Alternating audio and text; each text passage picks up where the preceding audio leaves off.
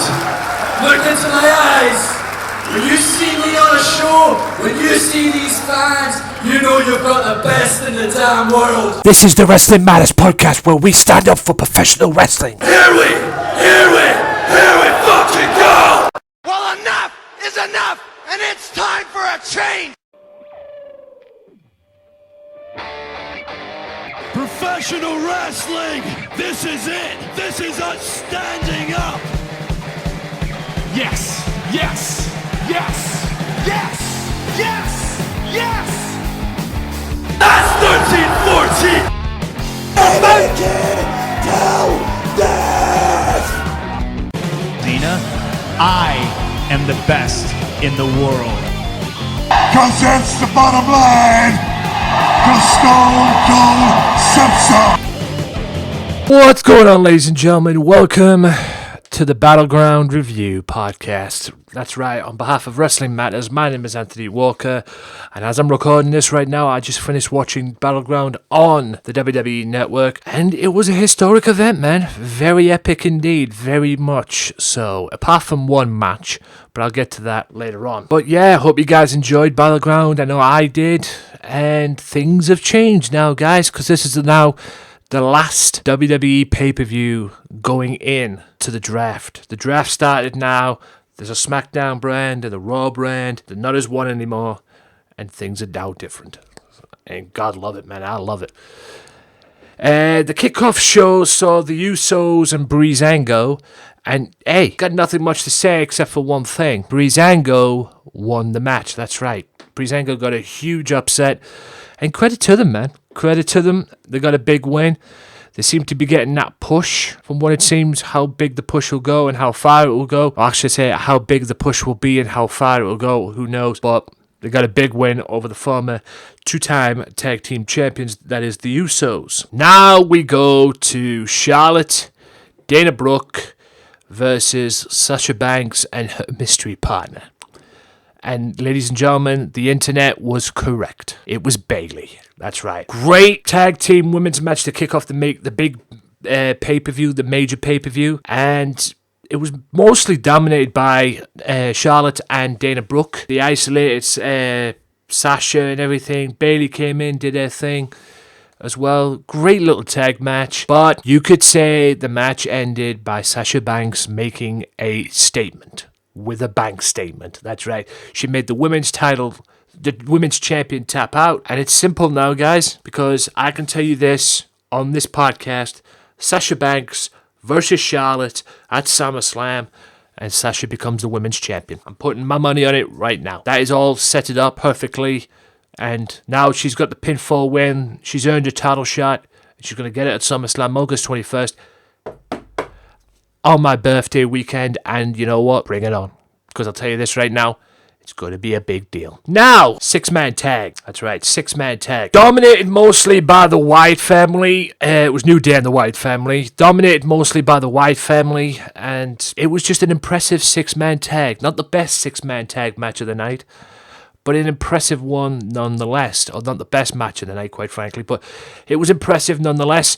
And hey, an impressive suplex in the match was one of my favourite spots by Big E on Eric Rowan. New Day took the fight to the Wyatts, because this was a huge deal for them, and they took the fight to the Wyatts. Woods ended up facing his fear, which was Bray Wyatt, and he took it to Bray Wyatt. But Woods went after Wyatt. The Woods then went after Braun Strowman. Big E speared Braun Strowman, almost killing himself in the process. And that turned Woods around, and he ran into Sister Abigail and Wyatt family. Well, that incarnation of the Wyatt family got the victory, and are now on to their merry ways, because Strowman is now on Raw, Eric Rowan and Bray are on SmackDown. So I guess that's the end of that carnation of the Wyatt family. But like I say, guys, don't forget Luke Harper. When he eventually returns, granted he'll be on SmackDown, I think the Wyatt family will still exist. We shall see, though. The US Championship, quite a predictable match, quite frankly, but hey, credit to Zack Ryder. He almost got the win. Almost. But a great counter by Rusev. A very good counter by Rusev, because Ryder hit the Rough Rider on Rusev, went up to the top, looking for the elbow, and as Ryder came down with the elbow, he stuck the knees up Rusev, almost breaking Ryder's arm in the process, and then manages to get the submission win over him. So it was kind of a predictable match, but credit to Zack Ryder, he put up a fight. Now for the match to end it all. And quite frankly, match-wise, I would say this was one of the candidates that stole the show. Sami Zayn, Kevin Owens, just an epic wrestling match. Great match by both. One of my favourite spots in the match was a brainbuster by Sami Zayn on Kevin Owens on the apron. Kana for Kana, near fall after near fall. This match lived up to the hype, and this feud now is over, I'm guessing. But, both men will be on Raw, which would be weird to say, quite frankly, and I'm very much looking forward to that. But, hey, just a great match nonetheless, and I would go and watch this match again. If you haven't seen the pay-per-view, go and watch the pay-per-view and watch this match, and you will love it. And it's, in my opinion, it's one of the matches that you want to see over and over again. And the best thing about it was, during the match, there was a fight forever chant. People just wanted to see them fight forever. I thought a funny moment, although it would nearly backfired on Sami Zayn, was a botch moment, because I think Sami went for a springboard moonsault, kind of like what Christopher Daniels used to do. When he's on the apron, he jumps on to the top rope, sits on it, and then bounces back into a moonsault. But as he got the bounce back flip motion, he landed on his shoulder nearly and almost killed himself. So, yeah. But all in all, great match, which was eventually won by Sami Zayn after he hit that corner kick that he does twice to knock out Kevin Owens and get the victory. I'll come to the women's match between Becky Lynch and Natalya in a minute, but I want to get the one thing that I didn't like out the way. The Intercontinental Championship match, which wasn't that predictable, quite frankly, because Darren Young went one-on-one with The Miz. Great wrestling match to start off with both men. Both men showed good showings, and yeah, Darren Young did his thing. I'll give him credit. But the match was spoilt because Maurice and Backlund got in, and it all started when Maurice slapped Backlund and then tried to accuse Backlund and, get the Miz to go and attack him because she fell on the floor or done something with that kind of way. Anyway, it was just stupid. It really was. And I believe, nonetheless, that it didn't need to end the way it did, man. I didn't like the way it ended. It ended in a double count out, or double disqualification. I'm pretty sure it was a double count out. And Young lost the plot and almost choked the Miz to death, quite frankly, with a chicken wing move. But that didn't need to happen, in my opinion. It really did not need to happen, and that was the poor side of that match, of that night for me. Going back one, Natalya went one-on-one with Becky Lynch, and Natalya brought a game plan which she executed to perfection and got the submission victory over Becky Lynch with a sharpshooter. She worked on the leg. Great wrestling by the two. Good old wrestling match between the two. And it was Natalya's night. It wasn't Becky's night. It was Natalya's night. And she got a very good submission win over Becky Lynch. I'll go to the highlight reel first, because the highlight reel, Orton came back and basically RKO'd Chris Jericho, sending a message to Brock Lesnar in the process. But Chris Jericho just antagonized Randy Orton throughout the highlight reel. And you go back and watch the highlight reel if you haven't seen the pay-per-view, and when you get the chance to see it, you can't deny that Chris Jericho didn't ask for that RKO that he got. He did get an RKO. You can't deny that he didn't ask for that. You can't deny it. But that's what happened anyway. The six-man tag, which was an epic match in its own right. The six-man tag between the Club, Enzo Amore and Big Cass, versus Enzo Amore, Big Cass and John Cena. Go back and listen to the match. If you haven't seen it, Enzo Amore steals the show with that promo he cut before the match on the Club, when it was just him, John Cena and Big Cass in the ring. Before the match even begins, he cuts a promo and he steals the show. He steals the pay-per-view with it because it was fucking epic. I'm telling you right now, go and watch it. If you haven't seen it, go and find it. Go and watch that promo itself, because it was fucking hilarious. And I wrote on Twitter, I'm sorry, but Enzo Amore just stole the show with that promo. He literally stole the show with that promo at Battleground, man. It was just great. Great six-man tag.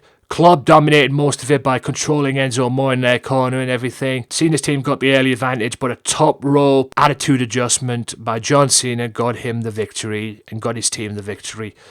And now the Club, Styles, goes to SmackDown, Anderson and Gallows go to Raw. Cena goes to SmackDown, probably to have another match with AJ Styles. This time AJ will have to do it on his own. And Enzo Amore and Big Cass go to Raw, probably to fight Club, Gallows and Anderson. But anyway, all in all, it was a great match. Great 6-man tag nonetheless, and Cena got a small measure of revenge, in a way. Now for the main event, which lived up to the hype. Back and forth, action-packed stuff. Rollins, Ambrose, and Reigns, the Shield, explode, if you will. The WWE Championship, General Manager and Commissioners were at ringside for respective brands. This match lived up to the hype. 3-way triple threat match. Probably one of the candidates for Match of the Year. Surely to God it is, because this was so good, so fun to watch. A lot of fun to watch. Even at one point there was a bit of a Shield reunion with Rollins and Ambrose, because they Shield powerbombed Reigns through the table, and then Rollins, just like he did to Reigns, turned on Ambrose again with a chair.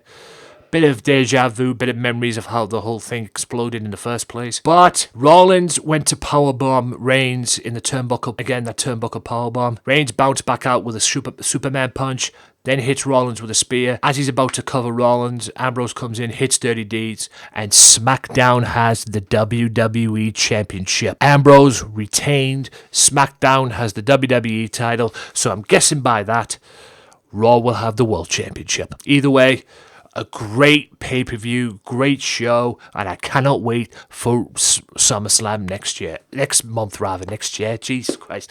It's the biggest party of the summer. Speaking of parties, I might be having a party, I don't know.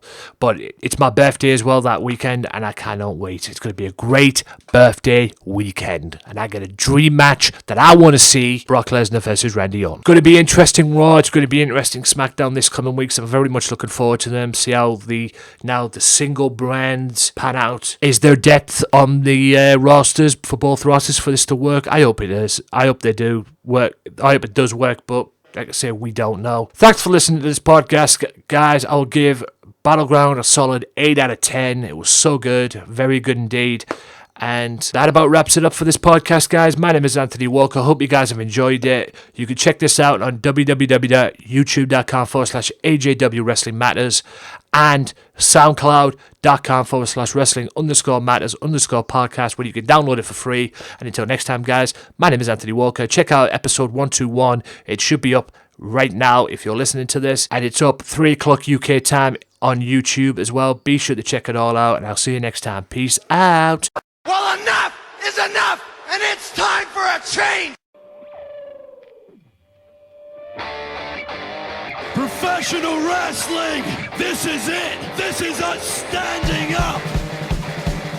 Yes! Yes! Yes! Yes! Yes! Yes! That's 13-14!